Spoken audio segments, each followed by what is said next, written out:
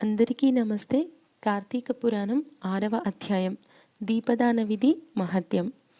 ఓ రాజశ్రేష్ఠుడా, ఈ మానవుడు కార్తీక మాసం నెల రోజులు పరమేశ్వరుణ్ణి శ్రీ మహావిష్ణువును పంచామృత స్నానం చేయించి కస్తూరి కలిపిన మంచి గంధపు నీటితో భక్తిగా పూజించినచో అట్టివానికి అశ్వమేధ యాగము చేసినంత పుణ్యము దక్కును.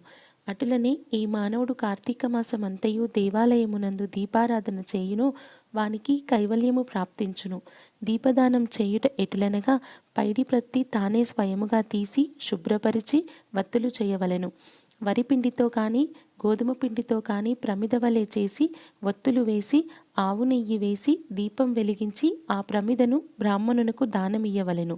శక్తి కొలది దక్షిణ కూడా ఇవ్వవలెను. ఈ ప్రకారముగా కార్తీక మాసమునందు ప్రతిదినము చేసి ఆఖరి రోజున వెండితో ప్రమిదను చేయించి బంగారముతో వత్తిని చేయించి ఆవు నెయ్యి నిండుగా పోసి వెనుక చేసిన ప్రకారముగా గోధుమ పిండితో ప్రమిదను చేసి ఆవు నెయ్యి పోసి దీపం వెలిగించి ఈ నెల రోజులు దానము చేసిన బ్రాహ్మణునికే ఇది కూడా దానమిచ్చిన ఎడల సకల ఐశ్వర్యములు కలుగుటే కాక మోక్షప్రాప్తి కలుగును. దీపదానం చేయువారు ఇట్లు పఠింపవలెను. సర్వజ్ఞాన ప్రదం దివ్యం సర్వసంపత్ సుఖవహం దీపదానం ప్రదాస్యామి శాంతిరస్తు సదామమ అని స్తోత్రం చేసి దీపదానం చేయవలెను.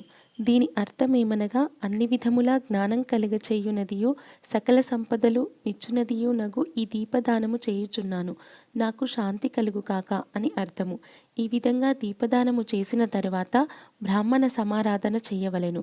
శక్తి లేని ఎడల 10 మంది బ్రాహ్మణులకైనను భోజనమిడి దక్షిణ తాంబూలముల నీయవలెను. ఈ విధంగా పురుషులు కానీ స్త్రీలు కానీ ఏ ఒక్కరు చేసినను సిరి సంపదలు విద్యాభివృద్ధి ఆయుర్వృద్ధి కలిగి సుఖింతురు. దీనిని గురించి ఒక ఇతిహాసం కలదు, దానిని వివరించేద ఆలకింపుమని వశిష్ఠుడు జనకునితో ఇట్లు చెప్పసాగెను. లుబ్ధ వితంతువు స్వర్గమునకేగుట. పూర్వకాలమున ద్రవిడ దేశమునందొక గ్రామమున ఒక స్త్రీ కలదు. ఆమెకు పెండ్లి అయిన కొద్ది కాలమునకే భర్త చనిపోయెను. సంతానము కానీ ఆఖరికి బంధువులు కానీ లేరు.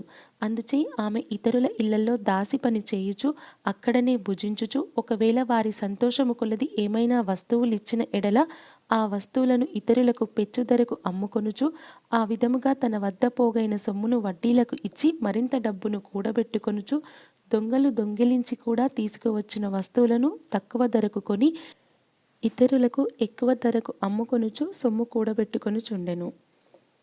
ఈ విధముగా కూడబెట్టిన ధనమును వడ్డీలకిస్తూ శ్రీమంతుల ఇళ్లలో దాసీ పనులు చేస్తూ తన మాటలతో వారిని మంచి చేసుకుని జీవించుచుండెను. ఎంత సంపాదించిననేమి ఆమె ఒక్క దినము కూడా ఉపవాసము కానీ దేవుని మనసారా ధ్యానించుట కానీ చేసి ఎరగదు. పైగా వ్రతములు చేసేవారిని తీర్థయాత్రలకు వెళ్ళేవారిని చూచి అవహేళన చేసి ఏ ఒక్క భిక్షగానికిని పిడికెడు బియ్యము పెట్టక తాను తినక ధనమును కూడబెట్టుచుండెడిది. అటుల కొంతకాలము జరిగెను. ఒక రోజున ఒక బ్రాహ్మణుడు శ్రీరంగములోని శ్రీ రంగనాయకులను సేవించుటకు బయలుదేరి మార్గమధ్యమున ఈ స్త్రీ ఉన్న గ్రామమునకు వచ్చి ఆ దినమున అక్కడొక సత్రములో ఉండెను. అతడా గ్రామములోని మంచి చెడ్డలను తెలుసుకొని ఆ పిసినారి స్త్రీ సంగతి కూడా తెలుసుకొని ఆమె కడకు వెళ్ళి, అమ్మా, నా హితవచనములు ఆలకింపుము. నీకు కోపము వచ్చినా సరే నేను చెప్పుచున్న మాటలను ఆలకింపుము.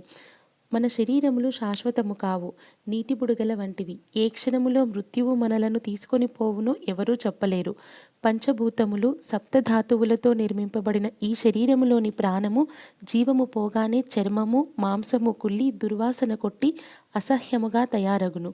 అటువంటి ఈ శరీరాన్ని నీవు నిత్యమని భ్రమించుచున్నావు. ఇది అజ్ఞానముతో కూడిన దురాలోచన. తల్లి, నీవు బాగా ఆలోచించుకొనుము. అగ్నిని చూచి మిడత దానిని తిందామని భ్రమించి దగ్గరకు వెళ్ళి భస్మమగుచున్నది. అటులనే మానవుడు కూడా ఈ తనువు శాశ్వతమని నమ్మి అంధకారములో బడి నశించుచున్నాడు. కనుక నా మాటలు ఆలకించి నీవు తినక ఇతరులకు పెట్టక అన్యాయముగా ఆర్జించిన ధనము ఇప్పుడైనా పేదలకు దాన ధర్మములు చేసి పుణ్యమును సంపాదించుకొనుము. ప్రతిదినము శ్రీమన్నారాయణుని స్మరించి వ్రతాధికములు చేసి మోక్షమునొందుము. నీ పాప పరిహారార్థముగా వచ్చే కార్తీక మాసమంతయు ప్రాతకాలమున నదీ స్నానం ఆచరించి దాన ధర్మములు చేసి బ్రాహ్మణులకు భోజనము పెట్టినచో వచ్చే జన్మలో నీవు పుణ్యవతివై సకల సౌభాగ్యములు పొందగలవని ఉపదేశమిచ్చెను. ఆ వితంతువురాలు బ్రాహ్మణుడు చెప్పిన మాటలకు తన్మయురాలై మనస్సు మార్చుకొని నాటి నుండి దాన ధర్మములు చేయుచు కార్తీక మాస వ్రతమాచరించుటచే జన్మరాహిత్యమైన మోక్షము నొందెను. కావున కార్తీక మాస వ్రతములో అంత మహత్యమున్నది.